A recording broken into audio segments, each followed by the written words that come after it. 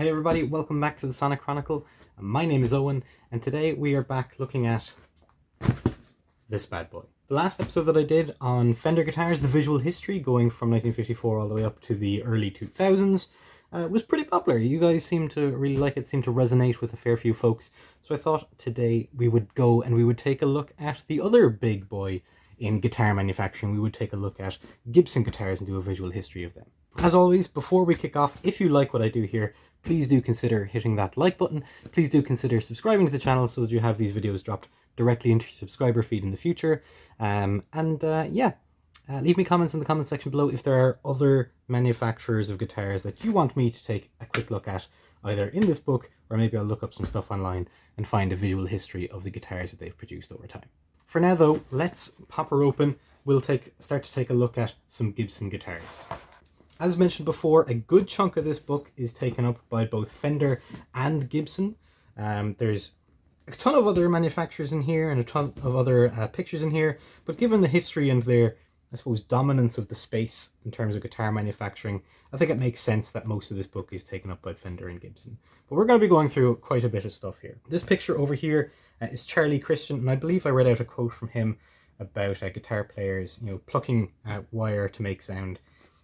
In the last video, at the beginning of the last video. And this is him playing an ES-150. It's a jazz guitar. It's a hollow body with these F-holes in it and a single pickup in the neck position. Over here though, we get into some of the information about Gibson. And this is when Orville H. Gibson, born in 1856 in New York, began making stringed musical instruments in Kalamazoo, Michigan, probably by the 1880s, and set himself up as a manufacturer of musical instruments there around 1894. That same manufacturing factory is actually still there in Kalamazoo, Michigan. I believe it's the base of Heritage Guitars now. I think Jace Allen Guitars bought one of them recently, and he went and checked out the factory. They wouldn't let him record, unfortunately, but it's interesting that the factory is still there and is still producing things that back in 1880 they were doing then. So 140, 50 years or so later, it's still there and it's still doing what it was set up to do at that point. So in 1902, a group of businessmen joined Orville Gibson to form the Gibson Mandolin / Guitar Manufacturing Company. So they were doing mandolins. Over here you can see that there's a bunch of lap steels here. So we've got these two 8-string lap steels. We've got this 6-string. Lap steel instruments were the first guitars to go electric. Here are a couple of Gibson's earliest models, the EH-150 as opposed to the ES-150 over here. This is the EH-150 and a double neck electric Hawaiian model, probably made in the same year. Both have Charlie Christian pickups, so the pickups that would have been designed for this gentleman over here. But Orville had left Gibson in 1903, receiving a regular royalty from the company for the following 5 years, and then a monthly income until his death in 1918. Not an awful deal, but I suppose he was born in 1856 and died in 1918. That's not a great run, not great innings, unfortunately. So the guitar began to grow in importance during the late 1920s into the 1930s, largely replacing the previously prominent tenor banjo. Interesting. Moving on from that, though, the ES-150, we get the ES-300, the 1941 example on the near right. Gibson's most expensive pre-war electric to date, this ES-350 on the right here, was made in 1952 with the old-style control layout. Funnily enough, some of the things that you see here are still what you see on Gibson guitars to this day, right? So this style of knob, you still see that on Gibson guitars to this day. They, I suppose, popularized maybe in some regards the neck and bridge pickup in play there, because we didn't see that from Fender until the Broadcaster in 1952, and this was in 1950, so 2 years beforehand. Not a bad run. I love this pickup here, right? A single pickup guitar, but the pickup seems to run the length of the body between the neck and the bridge. So no pickup selector required there. You get all of your tones across individual strings. Bit of a weird one. What's also interesting here is that it's got this floating pickguard. Again, a staple of Gibson guitars to this day as well. Over here I've got the ES-175 on the left here. And then over here on the right hand side we've got this 3-pickup ES-5 model. With this, as it's described here, an attractive natural finish model. Made in 1952. So even looking at these, they still look quite fresh, apart from the bridges and obviously this piece down here at the bottom for the strings to run through. they look pretty good. They still look like models that are being produced today. So not a ton of, I suppose, changes. Onto the next page, again, we've got more of these hollow bodies that are, again, still quite popular to this day, still being played to this day as, you know, current models. So we've got the ES350, the ES, the Super 400 CES, the L5 CES over here.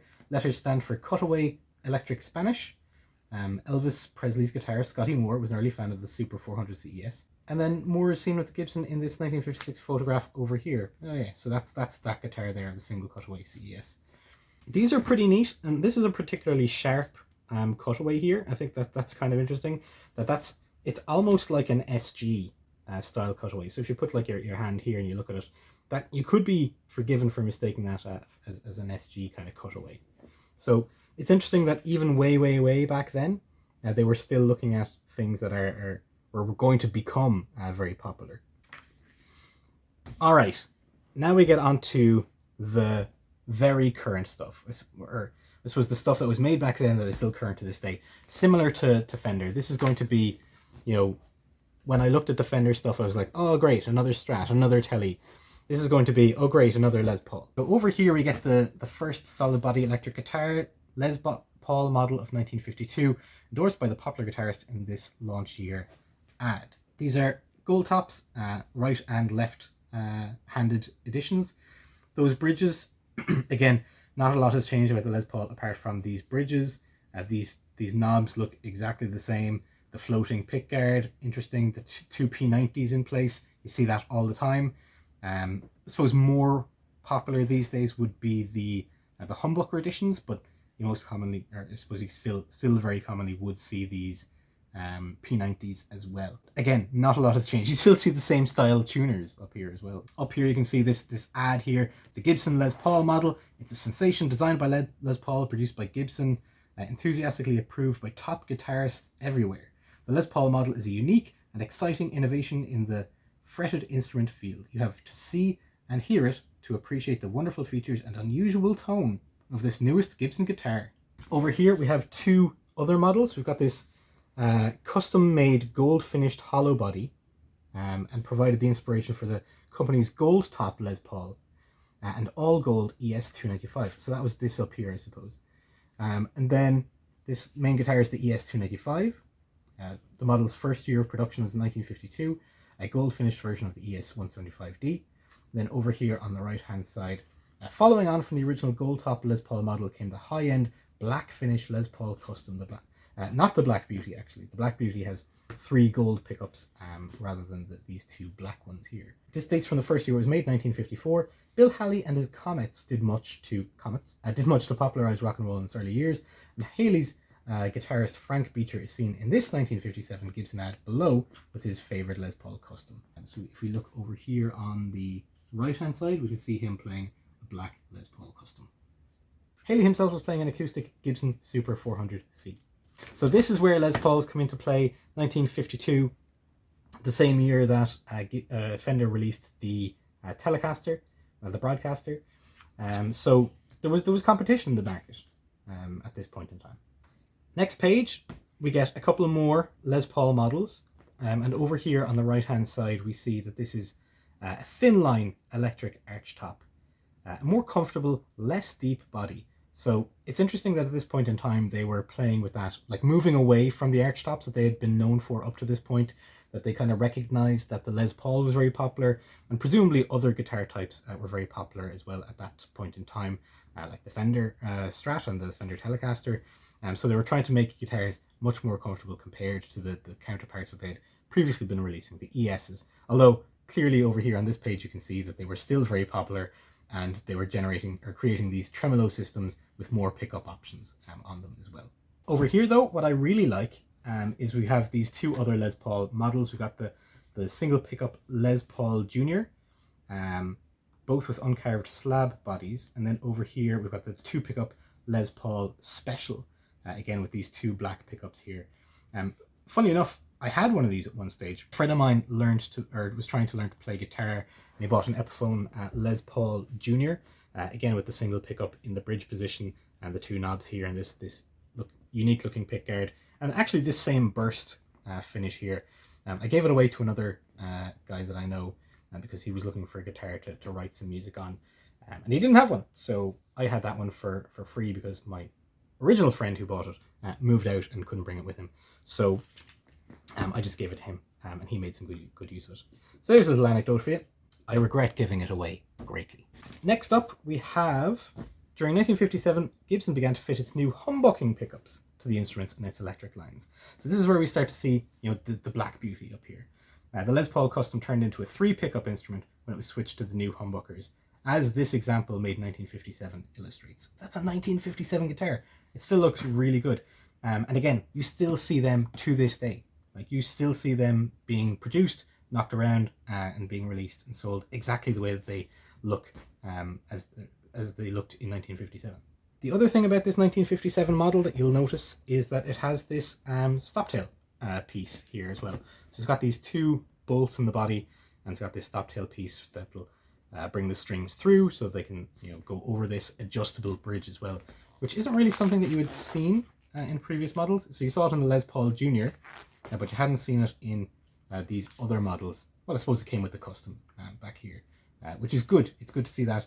Again, that was 1957 though. So still relatively modern.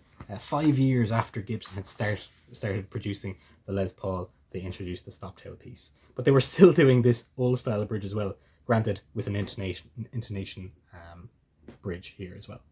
We have more Les Pauls over here. I'm not going to focus on them too much. We've got a left-handed and a right-handed version.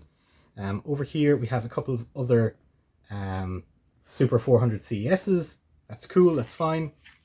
Well, one is a Super 400 CES, and this is the rounded cutaway of Scotty Moore's 400.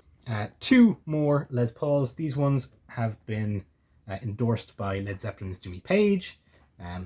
Brand, fantastic. That's a 1995 ad of Jimmy Page talking about the Les Paul, only Gibson's good enough, Gibson USA. That was very important to a lot of people. It still is to this day, in fact, that Gibsons are produced in the USA, or many are still produced in the USA. Some are still produced overseas. Think what you will of that. I'm not going to get into it right here, right now. Again, more Les Pauls, different finishes, slightly different finishes. More Les Pauls. I suppose what's interesting about, or I suppose important about these couple of pages here is that this is highlighting the importance of the Les Paul to, I suppose, the British invasion, right? So we've got Keith Richards here, we've got Eric Clapton up here, we've got Paul McCartney over here, and then on this page we have, Fleetwood Mac's Peter Green playing Les Pauls, and then over here, Paul Kossoff over here playing Les Pauls as well. So again, very important guitars for the British invasion, and potentially what popularized them as well, particularly over this side of the water, rather than in America, where presumably they were still being used by bands generally. Next page, again, Paul McCartney with another Les Paul, another Les Paul here. And we've got a Les Paul with the tremolo system here as well, with a Bigsby vibrato in this 1959 example over here. It's described these as being a collector's dream, and you kind of start to see that over time, these Les Pauls they kind of are nothing more than a collector's item, particularly this era of Les Paul. These days they're still publicly available, quite commonly available, but I don't know, there's something about the Les Paul that I want Gibson to have a little bit more creativity. And creativity we shall have. Over here we can see that we've got the Gibson Flying V. This was part of the Modernistic series that Gibson released back in 1958. So a year after they introduced the stoptail piece for their Les Pauls, they started releasing interesting body shapes.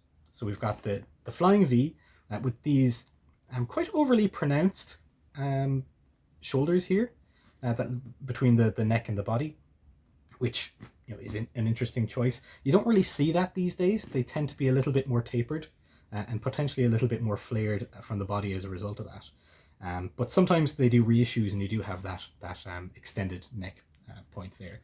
Over here though, as part of that same range, they released the Explorer body type with 2 different headstocks you'll see here. So we've got the split headstock over here. That was the original Explorer neck type or headstock type, but it was soon dropped and changed to this drooped hockey stick version, which is the one that we know and love to this day, pretty much. It says over here that the Explorer was made in this Explorer in particular was made in the early 1960s with leftover parts and with nickel-plated rather than gold-plated hardware. Fair enough. I do prefer the knobs on this original one, and I kind of prefer the Dean headstock on the original modernistic Explorer. It was good to see them branch out away from the Les Paul body type, to look at these wild body shapes here. It was good. It was good to see it. All right. Next, we have some interesting items. We've got the semi-solid ES35 335 here with another big speed vibrato, which is fine. That's great. We have this guitar here, which isn't an SG, but it is a double 12-string electric guitar. And this is the first one. This is the EDS 1275 with a 12-string and a 6-string on it. It's clearly a twin neck guitar, right? That's clearly what it is. So it's interesting that they did that. You'll notice that we've got these horns here, which are kind of like the single cutaway on the Les Paul, or I suppose the old Super 400s that we were looking at earlier, which again, very similar to like an SG, which was a sign of things to come. Then we have double cutaway semi-solids, and I suppose that's relevant here to the ES35 335 as well, because I suppose up to this point they'd only had the single cutaways for the semi-hollow bodies, and now we had doubles. So we've got the ES335, 45 and 55 over here, which come with different options associated with them. More Les Pauls over here, but this one's kind of interesting. This is the Les Paul Junior double cutaway and Les Paul Special double cutaway as well.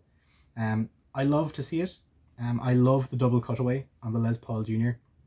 I think it's a cool looking guitar. And it's not something that you see too often on these Gibsons. Then over here we have, again, another hollow body guitar. This is an L5 CES. And it's interesting that even up to this point, this was 1964, according to this, when this was released, and that they never really let go of releasing hollow bodies. And even to this day, you can still see that they are still releasing hollow body guitars. Then we have the SG. And this is my favorite, or one of my favorite body types for guitars. And the SG for me is iconic. It's linked to so many great guitarists. Tony Iommi, at times Eric Clapton, Angus Young, loads of different guitar players have played SGs over the years, and I love them. And what's interesting is that originally they were Les Paul guitars. From what I recall, they wanted to release the SG as a Les Paul, but over time Les Paul kind of wanted to pull the license, I believe. And then what happened was that they needed to change what they were going to release these guitars as. They wanted to continue to release them. They loved the body type, but they couldn't use the Les Paul name. So they changed them to SG, which I believe means like solid guitar or standard guitar or something like that.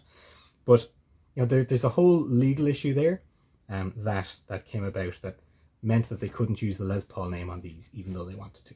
Here you can see that they've got this Les Paul custom title here on this SG, when obviously it is an SG body type rather than the Les Paul that we know and love to this day. And over here on the headstock, you can just about make it out that it says Les Paul on this one here with the single humbucker in the bridge position. More SGs over here. It's wonderful to see. I love them, as I said. This one over here is the SG Standard. This is Eric Clapton's one that he played in Cream, presumably, on the Disraeli Gears and Wheels of Fire albums. And then these two over here, an SG Special from 1966 and an SG Les Paul Standard from 1961. So again, you can just about make it out on the truss rod cover that it says Les Paul there as well. Just reading this here, Les Paul models sales declined in 1960 after a peak in 1959. So what they did was they wanted to completely redesign the line of Les Pauls to try and rejuvenate it somewhat. But then, as I said, there were licensing issues, from what I understand, that prevented them from using the Les Paul name, and they changed the name of the guitar to an SG. And as it says here, the Les Paul models became SG models, standing for solid guitar. Okay, this is where we have the double necks. This is a double neck EDS 1275. This is a double neck white EDS 1275 made in 1964 for the Yes tours. So yeah, that's more double necks. I'm not sure how many of these they would have sold or how popular they would have been at the time, but you know, it's neat to kind of see that they were still releasing them at that point, I suppose, however many years later. This one being in 1979. Holy moly's. Then we're back to a couple of semi-hollow bodies. We've got these jazz guitars that they were kind of going back to their roots by the looks of things. Yeah, this is an ES335. This one over here in the middle is an L5 CES. And this one over here is a Barney Kessel Custom, made in 1961 with double cutaways. Neat. All right, more weird stuff. This is, as I said before, this is what I'm all about. Firebirds. I love Firebirds. I think they look amazing. I love Thunderbirds as well. But you know, I'm primarily a guitar player, so I love the Firebirds. Here you can see we've got these custom colors over here for these Firebirds, and you know, the fact again that the color of the guitar is the same as the headstock. I love that. And I love the little bird, the little emblem here on the pickguard here as well. I love it. Some of these clearly came with different options. This one here has a single pickup in the bridge position, 2 knobs as a result. This one has 4 knobs because I've got the 2 pickups. It's a really interesting body shape, and I love it when Gibson and Fender did this kind of stuff. So Gibson obviously had the V and the Explorer up to this point, and this is potentially like a riff on the Explorer, I suppose, but maybe a bit, I suppose, weirder, odder. Then we have a Flying V that Hendrix played. You know, this one is painted by him, I believe, in advance of the... Oh, YouTube won't let me show that. Then we've got these Firebirds over here that are maybe a little bit Jazzmasterish because it's got the reversed body, whereas these ones kind of have the longer part on the bottom. These ones have the longer parts on the top here, which is cool. A non-reverse shape is what it's called here. We have more Les Pauls. So 1968, number of years when the guitars with the SG design had replaced them, shown on this page, or they reintroduced the original design of the Les Paul after the SG had replaced them and then been called the standard guitar, or the solid guitar. And then over here we have a recording model, replaced 2 earlier models with low impedance pickups, the Les Paul Personal and Professional, in 1971.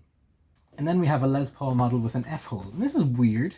They have this kind of elongated cutaway here, right, to kind of, I suppose, try and make it look that little bit more Les Paulish, but it just really seems off. We've got some more Les Pauls here, but this has again a weird one right here in the middle. So the Les Paul Artisan has this weird looking logo at the top here that people these days would look at you and go, that's not a real Gibson. And a fancy fingerboard with neat inlays. And the Gibson S1 had a bolt-on neck. And yeah, it's got these weird pickups and this weird pickguard. So it looks like a Les Paul in terms of its body, but it has this nice chamfer around the edge here, this kind of body contour. It's got the S1 on the truss rod cover, and it's got this Flying V style headstock on it. Again, I love the weird stuff because you don't see this kind of thing too often. So when these big companies go through and they deviate from stuff that they'd already done or stuff that they're very much known for, it's like, oh, that's kind of neat. That's kind of weird, but I kind of like it. Then over here we have the Les Paul. This was a very limited run from 1976 to 1979 at Gibson's original factory in Kalamazoo, Michigan.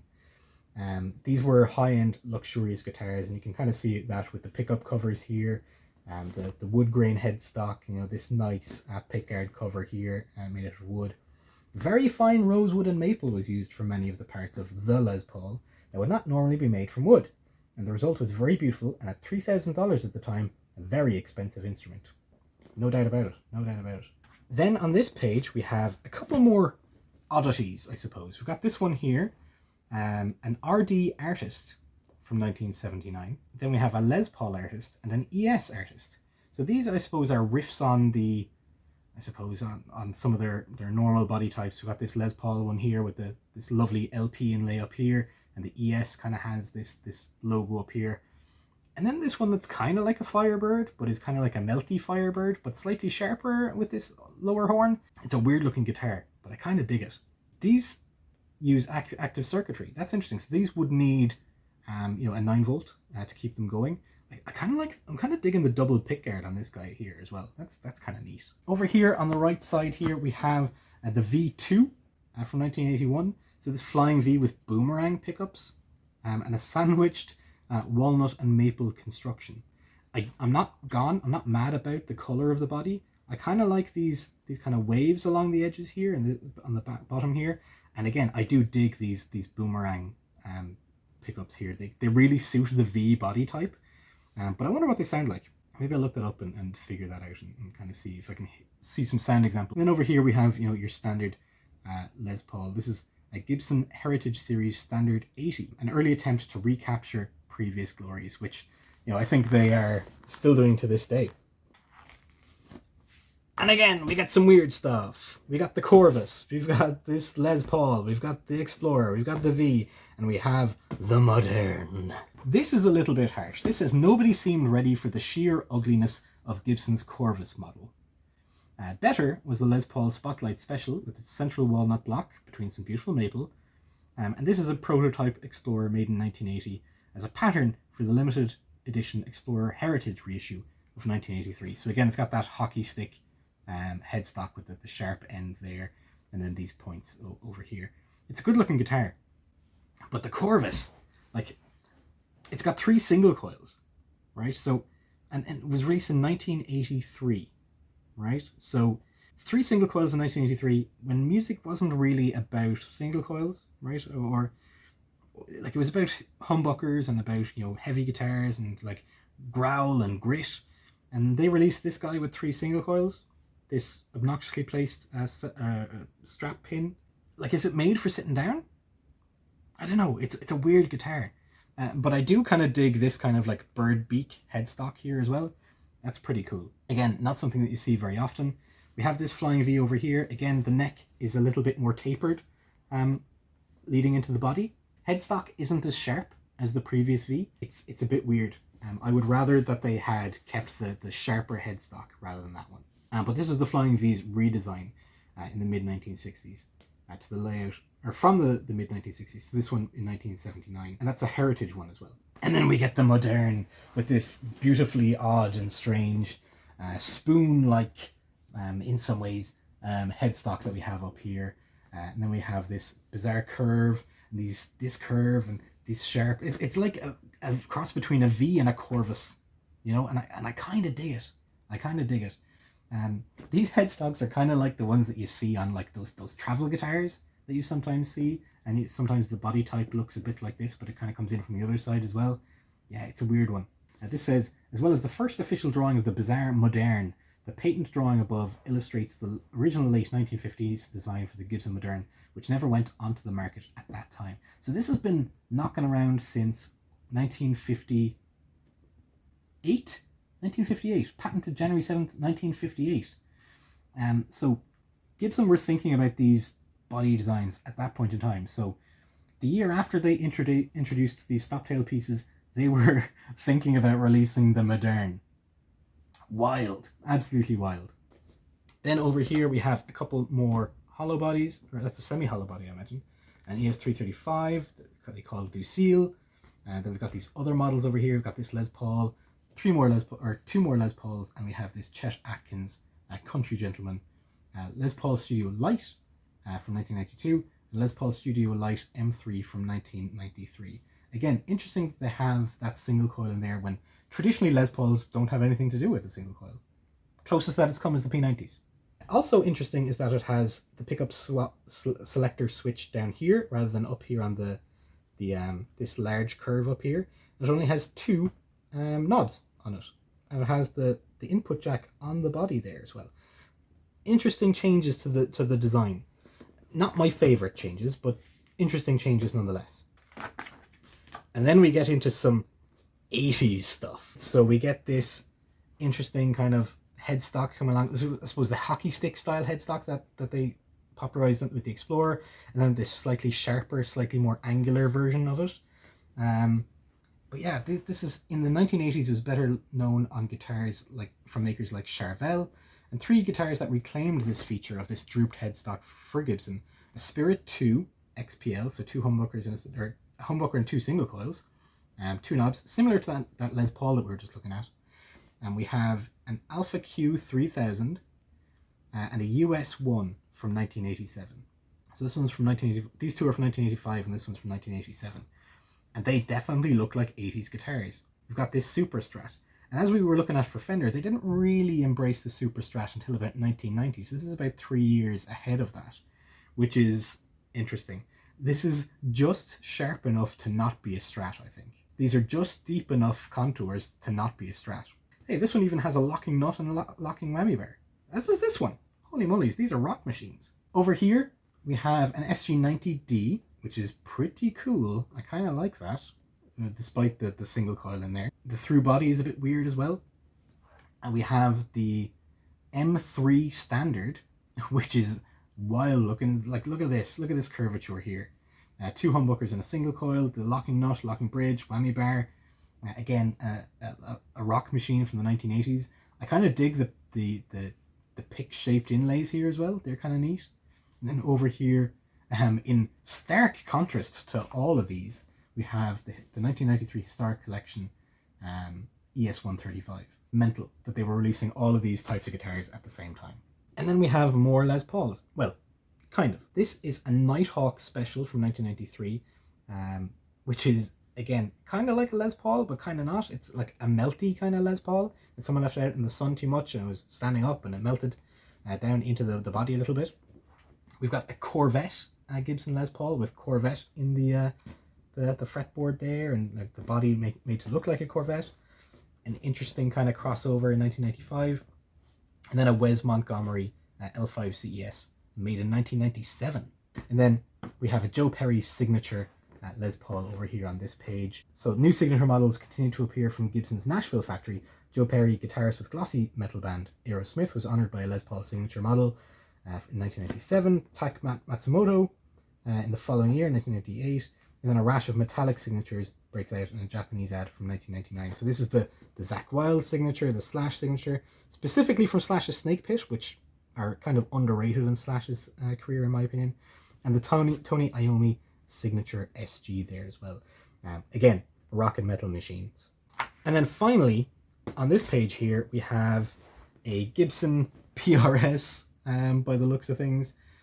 2 more recent Gibson models are pictured below. The Les Paul DC Standard, so this is the double cutaway standard. Beautiful flame maple top. Again, looks an awful lot like a PRS. It just needs some birds on the fretboard and it could be mistaken for a PRS. And then we have this Gothic V. So that the Gothic series in 1999 was basically they released all black versions of all of their guitars, and they didn't have any inlays on the fretboard, just this one at the 12th fret. And they were pretty cool looking. The SG was pretty cool. I think maybe it had an XII on the 12th fret. I can't quite remember. But I remember looking at them in magazines and thinking that they were the coolest thing in the world. And there were Epiphone versions of those as well, which is kind of cool.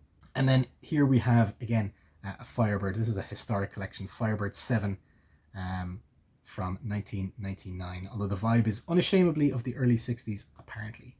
And over here we've got a couple of other guitars from other manufacturers, which are bizarre looking. But that brings us to the end of this video, this run of Gibson guitars. So this ended up in about like 2000 or so. So over the years, Gibson have done a lot, right? They've obviously released SGs, they've released Vs, they've released Firebirds. In terms of weird stuff, I think Gibson have probably tried a little bit more, right? So you've got like this RD Artist, you've got these boomerang pickups on the V, you know, you've got the Corvus, you've got the Moderne. This was patented in 1958, which is wild. And yeah, they've probably done a little bit more wild stuff, but they've always come back to Les Pauls and, you know, semi-hollow body archtops and Bigsbys and things. And then in the 80s, they went a bit nuts, but also released these semi-hollow body archtops. So yeah, weird one, absolutely weird one. But that's it. That's our visual walk through the history of Gibson guitars. If you've watched this whole thing, thank you very much for stopping by and for hanging out. I would really appreciate a a hit of the like button. Subscribe to the channel if you want to see more of these. The next one that I'm going to do is Epiphone, as requested by a viewer in the Fender video. So subscribe to the channel to see that kind of thing. And leave me comments if you want to see me look at any more manufacturers specifically. I'd be happy to do it. But that's it for this video. Thank you so much for stopping by, and I'll see you in the next one. Bye bye.